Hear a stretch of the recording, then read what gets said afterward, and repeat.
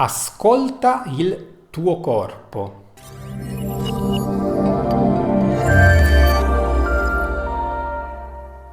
Quante volte ce lo siamo sentiti dire? O quante volte lo avete detto voi stessi? Io ascolto il mio corpo e so quando devo mangiare, quando devo bere, e cosa mangiare, di cosa ho voglia, perché io ascolto il mio corpo.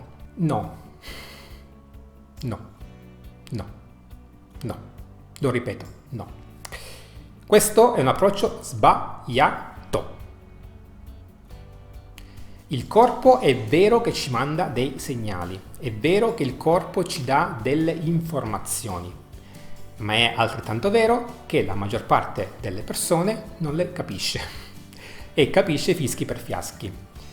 E alcuni segnali del corpo sono non fisiologici ma indotti da un'abitudine.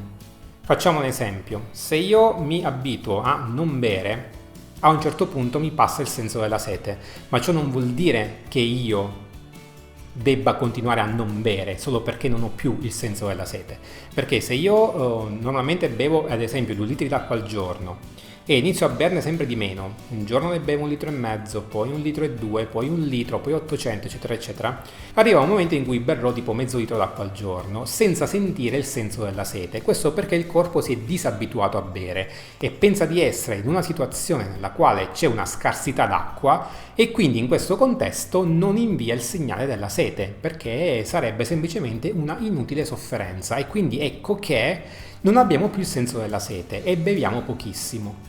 E in questo caso è corretto ascoltare il proprio corpo che non ci manda il segnale della sete? E no, che non è corretto, perché dobbiamo bere, non possiamo limitarci a mezzo litro d'acqua al giorno, d'accordo? Anche se non abbiamo il senso della sete. Stesso discorso per il senso della fame. Se io sono abituato a mangiare tanto, avrò tanta fame durante la giornata, perché vengono stimolati alcuni meccanismi, gli ormoni che gestiscono la fame vengono prodotti in quantità industriale e il corpo, nel momento in cui capisce che c'è abbondanza di cibo, continuerà a inviare segnale della fame per saziarsi il più possibile, perché poi magari questo cibo finirà e quindi si prepara a una possibile carestia futura che non arriverà mai perché siamo nel 2020, però il corpo questo non lo sa. Quindi in questo caso è corretto seguire i segnali che ci manda il corpo? Ascoltare il corpo? Ascoltare il senso di fame? E no, che non è corretto, perché un senso di fame è indotto da abitudini sbagliate. Discorso al contrario: inizio a mangiare sempre meno, a un certo punto mi passa la fame, non avrò più il senso della fame e mangerò solo perché devo o perché me lo ricordo.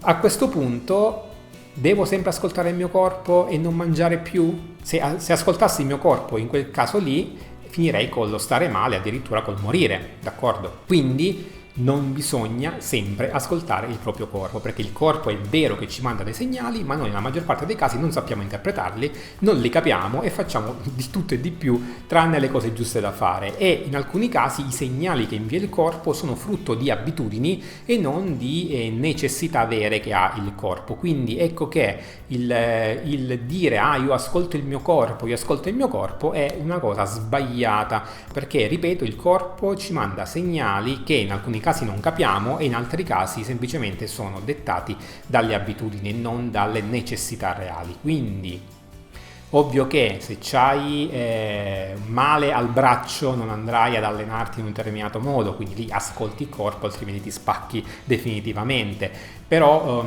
sono dei contesti particolari, nella maggior parte dei casi il corpo va educato, i segnali che ci invia vanno educati, e nel momento in cui noi li abbiamo educati, abbiamo un contesto sano, ecco che in quel caso possiamo anche pensare di dire ok, ascolto il mio corpo se ho fame o se non ho fame, o se ho sete o se non ho sete. Questo però se siamo in un contesto sano e corretto.